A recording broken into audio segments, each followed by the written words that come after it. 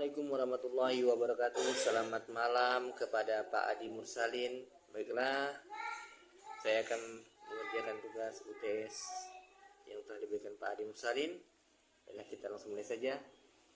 Pak Adi dosenku, saya sudah kerjakan tugas UTS-mu bersama kopi dan air mata sampai subuh. Tak tidur juga. Saya buat PowerPoint penuh warna, ada SWOT, bauran dan analisa. Walau laptop sempat ngeheng di tengah malam, saya tetap bertahan demi nilai aman. Semester ini saya mengambil mata kuliah pemasaran agribisnis bersama seorang dosen yang katanya legendaris, yaitu Pak Adi Mursalin. Katanya sih beliau ini bisa membedakan konsumen loyal dan mahasiswa yang suka titip absen hanya dari tatapan matanya. Wah, hari pertama kuliah Pak Adi langsung buka dengan kalimat pemasaran agribisnis itu seperti cinta. Harus ada strategi, loyalitas, dan keikhlasan. Saya langsung mikir, wah ini pasti dosen yang pernah patah hati di pasar. Lalu beliau menjelaskan bahwa pemasaran agribisnis adalah kegiatan menjual produk pertanian, peternakan, dan perikanan dari hulu ke hilir dengan strategi yang efisien dan berkelanjutan. Saya manggut-manggut pura-pura paham sambil ngintip ChatGPT malamnya. Kami belajar tentang penggolongan produk agribisnis dari produk primer atau hasil langsung padi, jagung, dan ayam, sekunder seperti olahan keripik singkong, abon, hingga tersier, yaitu seperti logistik, marketplace. Saya sempat bertanya kepada Pak Adi, Pak, pacar masuk produk apa? Beliau jawab, kalau pacarnya bantu promosi sayur, masuk jasa. Tugas pertama kami yaitu observasi perilaku konsumen di pasar Flamboyan. Saya sangat semangat bawa catatan, pulpen, dan kamera. Tapi baru sampai gerbang pasar saya sudah ditawar jadi tukang parkir. Dik, sini bantuin dorong gerobak, katanya. Kami tanya ke ibu-ibu, Bu, kenapa beli kangkung ini? Jawabannya luar biasa ilmiah. Soalnya yang ini seger, yang itu mirip mantan. Saya langsung catat. Konsumen agribisnis dipengaruhi oleh emosi. Perilaku konsumen produk agribisnis ternyata dipengaruhi oleh 4 faktor. Psikologis, sosial budaya, dan pribadi. Ibu-ibu pasar termasuk tipe konsumen spontan, loyal, tapi cepat pindah hati kalau lihat diskon. Kayak saya waktu lihat bakwan, beli 3 gratis 1. Masuk ke teori bauran pemasaran, itu terdapat 4P, yaitu product, price, place, dan promotion. Pak Adi bilang kalau jualan cabai jangan cuma pedas, tapi harus punya nilai. Saya sempat kepikiran bikin cabai isi motivasi, tiap biji ada kata-kata semangat. Waktu praktik promosi saya bikin video TikTok sayur organik, lagunya Goyang Dumang. Setiap pagi ku pergi ke pasar, cari sayur yang segar, beli kangkung, tomat, bayam, langsung masak jadi sarapan. Ayo goyang, goyang sayur organik, biar sehat, badan pun asik, makan sehat, jangan panik, sayur lokal bikin hati romantis. Ayo goyang, goyang daun kelor, isi gizi sampai ke sumsum lor. Dari desa sampai ke kota, kita bantu petani berjaya. View cuma 27 like 2, dan itu dari akun saya sendiri. Tapi Pak Adi bilang yang penting niat dan strategi. Konsistensi akan membuahkan cuan. Saya mengangguk sambil mikir cara beli followers. Duka lainnya, tugas kelompok kami disuruh bikin rencana bisnis keripik pare Pontianak. Masalahnya yang datang waktu diskusi cuma 2 orang. Satunya sibuk banget. Waktu presentasi, teman saya salah ngomong. Produk kami adalah ayam goreng organik dari laut, kelas hening. Pak Adi cuma mengelus dada dan berkata, ayam laut, inovasi atau ilusi. Meski begitu, kuliah ini penuh tawa dan makna. Saya suka ketika kami jualan hasil tani kami ke kampus. Ada yang jual daun kelor, madu, sampai keripik jengkol. Dan saya jualan senyuman sambil jaga stand. Sambil menata produk, saya bernyanyi, goyang daun kelor, beli satu gratis, doa anti galau, goyang di pasar, goyang di kampus, sayur lokal tetap keren dan halus. Yang beli bahagia, yang jual juga bangga, UMKM meroket, ekonomi pun terangkat. Kami juga belajar dari contoh perusahaan agribisnis lokal di Pontianak seperti CV Borneo Spice, Pontianak Organic Farm, KUB UD Bintang Laut. Pak Adi bilang, kalau kalian serius, Pontianak bisa jadi pusat agribisnis hebat. Bukan cuma kuliah teori, tapi bawa dampak nyata. Saya jadi mikir serius. Meskipun sambil ngemil kerupuk kulit, tiba-tiba beliau kasih tugas storytelling sebelum UTS. Saya kaget, Pak, storytelling? Pakai nyanyi segala? Beliau jawab, harus kreatif. Pemasaran itu soal bagaimana kamu menjual cerita, bukan cuma barang.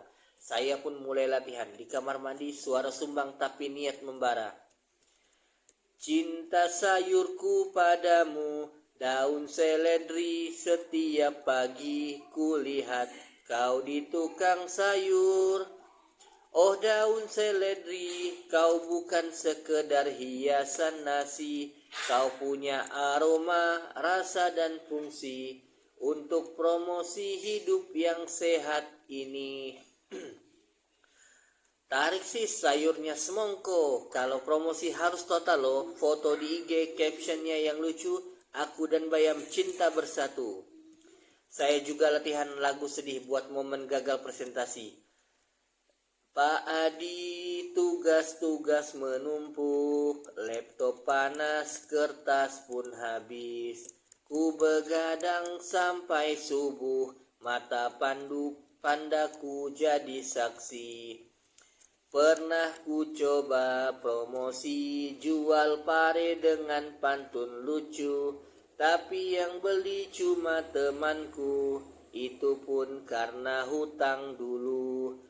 Pak Adi, oh Pak Adi, tugasmu berat, maafkan kami, tapi ilmu yang kau beri akan kami bawa sampai jadi menteri.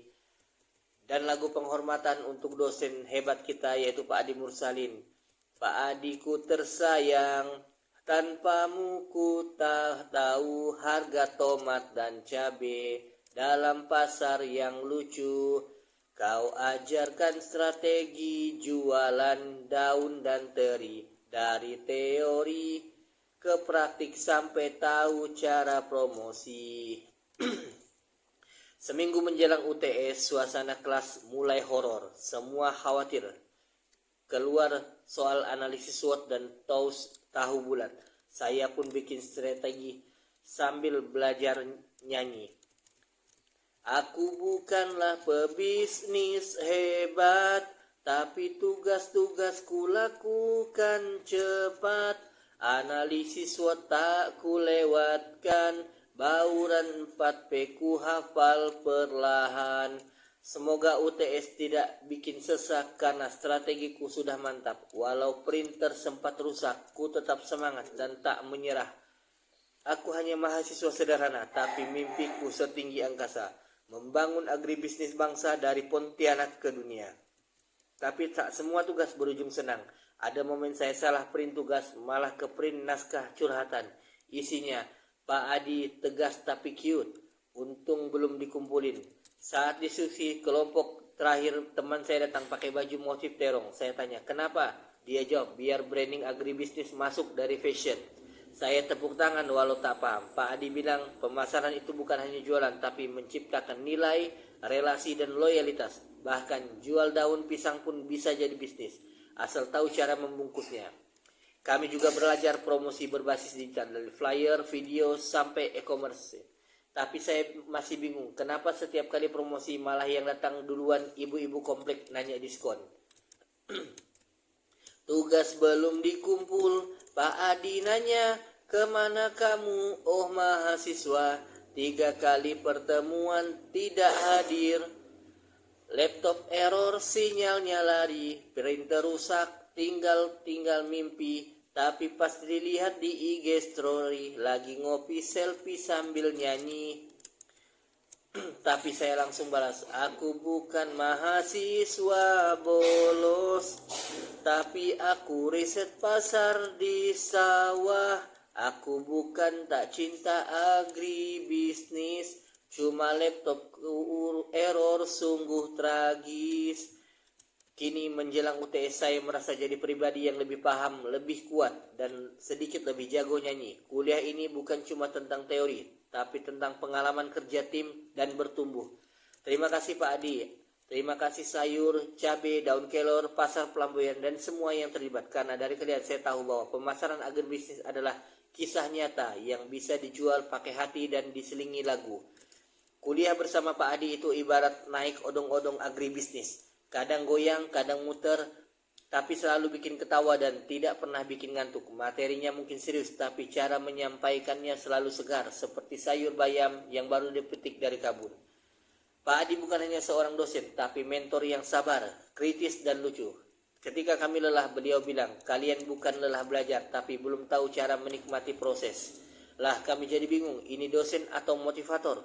Setiap kali kami mulai mengeluh soal tugas, beliau bilang, kalau kamu nggak tahan dengan tugas kecil, bagaimana nanti tahan dengan keluhan konsumen cabai rawit pas harganya naik? Kami pun terdiam dan lanjut ngerjain tugas sambil makan keripik. Pak Adi selalu menekankan bahwa ilmu pemasaran agribisnis harus membumi, bukan cuma buat dapat nilai, tapi buat bantu petani, nelayan, UMKM, dan masyarakat luas. Kuliah ini bukan sekedar teori, ini tentang dampak. Beliau juga membuat kami percaya bahwa menjadi ahli agribisnis itu keren. Bisa bantu orang tua, petani, bisa bikin produk lokal dikenal dunia, dan bisa jadi founder startup sayur organik dari Pontianak ke Singapura. Yang paling menyentuh adalah ketika Pak Adi pernah bilang, saya bangga pada kalian, bukan karena kalian pintar, tapi karena kalian mau belajar. Walau capek, walau bingung, dan walau kadang salah promosi ayam goreng laut, kami pun ketawa dan sedikit terharu. Kalau boleh jujur, kuliah ini mengubah cara saya memandang produk agribisnis. Dulu cuma lihat tempe, sekarang saya mikir ini tempe produksi siapa, distribusinya lewat mana, promosinya bagaimana, kepikiran mulu Pak, bahkan saat makan. Saya juga belajar bahwa pemasaran bukan sekedar jual produk, tapi menyampaikan nilai, kisah, dan kepercayaan. Bahkan daun singkong pun bisa jadi primadona, asal dikemas dengan cerita yang kuat. Terima kasih Pak Adi, telah menjadi dosen yang tidak hanya mengajar tapi juga menginspirasi, yang ngajarin kami banyak untuk tidak takut mencoba, tidak malu salah, dan tidak lupa nyanyi walau suara pas-pasan. Dan terakhir saya persembahkan lagu untuk Pak Adi yang luar biasa. Ini untuk Pak Adi, dosen kami yang luar biasa. Di balik teori ada cinta yang nyata. Setiap tugas yang kau beri penuh makna. Meski bikin pusing, kami tetap bahagia. Terima kasih Pak Adi. Wabillahi taufiq wal hidayah. Wassalamualaikum warahmatullahi wabarakatuh.